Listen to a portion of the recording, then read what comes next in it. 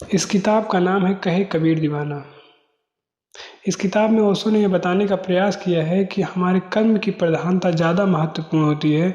यदि हम कंपेयर करते हैं कि राम राम जपते हैं, अपने शरीर को बहुत ही ज़्यादा क्षति पहुंचाते हैं, तपस्या करते हैं या मंदिर जाते हैं, तो इन चीज़ों से ज़्यादा महत्वपूर्ण बताया है उन्होंने कर्म की प्रधानता, लोगों की सेवा करना।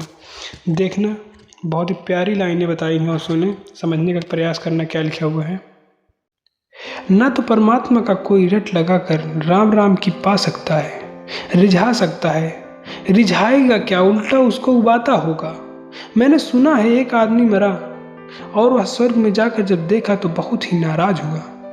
एक पापी जो उसके घर के सामने ही रहता था, परमात्मा के पास बैठा हुआ है, उसे नरक में होना चाहिए। उसने कहा, यह तो अन्याय है। यह क्या है जो मैं अपनी आंखों से देख रहा हूं? तो यहां भी रिश्वत चल रही है कि भाई भतीजावाद चल रहा है। क्या मामला है? यह आदमी कैसे बैठा है? यह पापी है और मैं सदा तुम्हारा गुणगान गाता रहा और सिवाय कष्ट के मुझे जिंदगी में कुछ ना मिला। और अब यह कष्ट तुम भी दे रहे हो कि इस पापी को मुझे स्वर्ग में देखना पड़ रहा है। तो मतलब हमारे पुण्य का क्या हुआ? परमात्मा ने कहा, तुम इसमें ही खैर समझो कि मैं तुम्हें स्वर्ग में आने दिया, इरादा तो तुम्हें नरक में भेजने का था। उस आदमी ने कहा, क्या? और मैं राम राम जपता रहा दिन रात, दिन में नहीं रात तक मैं जपता रहा, सोते जगते राम की धुन लगाए रहा। तो परमात्मा ने कहा, उसी की वजह से तो तुमने मुझे तक सोने नहीं दिया। तुम खोपड़ी खा गए, एक रात चैन न लेने दिया। तुम काफ़ी सौभाग्य समझो कि तुम यहाँ प्रवेश किए जा रहे हो। और आदमी यहाँ है क्योंकि इसने मुझे कभी सताया नहीं। इसने ना तो मुझे कभी कोई प्रार्थना की, ना ही कभी पूजा की, ना ही कभी मंदिर गया। दुनिया इसे पापी समझती रही क्योंकि दुनिया जिसे पुण्य समझती है वह तो पुण्य है ही नहीं। मंदिर जाने में कैसा पुण्य? लेकिन इस आदमी ने चुपचाप दीनों की सेवा की। इधर दुकान पर कमाया, उधर गरीबों में बांट दिया। बांटा भी इसने शोरगुल करके नहीं, अखबार वालों को बुलाकर नहीं बांटा, फोटोग्राफर तैयार नहीं रखे थे। चुपचाप लोगों के घरों में गया और उनको पता भी ना चला। वह धन्यवाद देने का भी मौका इसने नहीं दिया। यह मंदिर नहीं गया, यह बात सत्य है। इसने पूजा नहीं की, यह भी सच है, लेकिन यह मेरा प्यारा है। और तुम शरीर को तपाओगे, जलाओगे, इससे तुम सोचते हो परमात्मा प्रसन्न होगा। आत्मा तक प्रसन्न नहीं होती, परमात्मा क्या प्रसन्न होगा? भीतर की आत्मा से पूछो, वह परमात्मा का प्रतिनिधि है। तुम्हारे भीतर जो है पीड़ा पाती है। पीड़ा कभी पूजा नहीं हो सकती, उत्सव ही केवल पूजा हो सकती है। तुम जब प्रफुल्लित हो, जब तुम्हारा सारा शरीर खिला हुआ है और स्वस्थ है, जब तुम्हारे सारे शरीर के रग रग रोए रोए में जीवन की धारा बह रही है, तुम नाच सकते हो, तभी तुम्हारी आत्मा प्रसन्न है। और जिस बात में आत्मा प्रसन्न है वही परमात्मा की पूजा है। तुम अपनी आत्मा की सुनो, तुमने परमात्मा की सुनी।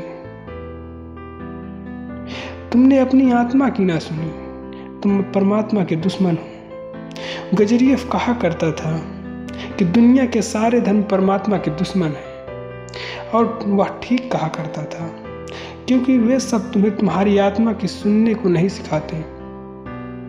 उनके पास बंधे अनुशासन है, उनको पूरा करो, और अगर तुम्हारी आत्मा इनके विपरीत है तो दबाओ, अपने को ही मारो, अपना ही गला घोंटो।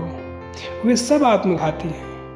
और नग्न हो जाने से कोई हर को रिझा लोगे, और पांचों इंद्रियों को भी मार डालो। फोड़ लो आंखें अपनी, कान को सींचे डाल लो, ताकि सुनाई न पड़े संगीत, न वासना पैदा हो, न दिखाई पड़े रूप, न वासना पैदा होगी। मार डालो, काट डालो पांचों इंद्रियों को।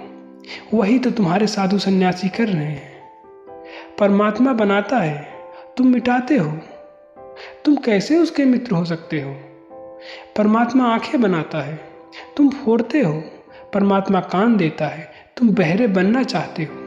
जो परमात्मा ने दिया उसे मिटाओ मत, उसे संभालो, उसे सुसंस्कृत करो, उसे संवेदनशील बनाओ। आँख ऐसी संवेदनशील हो जाए कि ताकि रूप तो दिखाई पड़े ही, रूप के भीतर छिपा रूप भी दिखाई पड़ने लगे। कान ऐसे श्रवण की गहनता को उपलब्ध हो जाएं कि संगीत तो सुनाई पड़े ही, सब संगीत में जो शून्य छुपा है वह भी सुनाई पड़ने लगे। स्वर तो है ही संगीत में भी, शून्य भी है। स्वर ऊपर का आवरण है, शून्य भीतर का प्राण है। रूप तो है ही फूल में, अरूप भी है। रूप तो है ही एक सुंदर स्त्री में और एक सुंदर पुरुष में, और अरूप भी छिपा हुआ है। आकार तो दिखाई देगा, ठीक है, पर निराकार भी दिखाई पड़ने लगे। ऐसी आंखें होनी चाहिए। तुम आंख फोड़ रहे हो कि रूप से डर रहे हो? कहीं रूप न दिखाई पड़ जाए, नहीं तो वासना पैदा होगी। ठीक है, रूप दिखाई पड़ने से वासना पैदा होती है, आंख फोड़ लेने से रूप दिखाई नहीं पड़ेगा। इस भ्रांत में मत रहना। अंधे में भी वासना पैदा होती है और भयंकर वासना पैदा होती है। और तुम तो कुछ भी कर सकते हो, वह बेचारा कुछ भी नहीं कर पाता है। इसलिए बड़ी असहाय वासना होती है और बड़ी ही विकृत वासना होती है अंधों में। यह सच है, रूप दिखाई पड़ने से वासना पैदा होती है। इसका अर्थ है कि थोड़ा और गहरे से देखो। अरूप दिखाई पड़ने से करुणा पैदा होती है, रूप दिखाई पड़ने से काम पैदा होता है, अरूप दिखाई पड़ने से प्रेम पैदा होता है। आँख को बढ़ाओ, स्वाद को बढ़ाओ, स्वाद को मिटाओ मत। जीभ को जला लेना बहुत आसान है, क्या कठिनाई है? स्वाद से घबराओ मत, स्वाद में परम स्वाद छिपा हुआ है। आस्वाद को उपलब्ध नहीं होना है, परम स्वाद को उपलब्ध होना है। तब तो तुम परमात्मा की धारा में बह रहे हो, तुम्हें कुछ करना ना पड़ेगा, तुम ऐसे ही बहते हुए पहुंच जाओगे। धारा जा रही है सागर की तरफ, तुम बस धारा के साथ एक हो जाओ।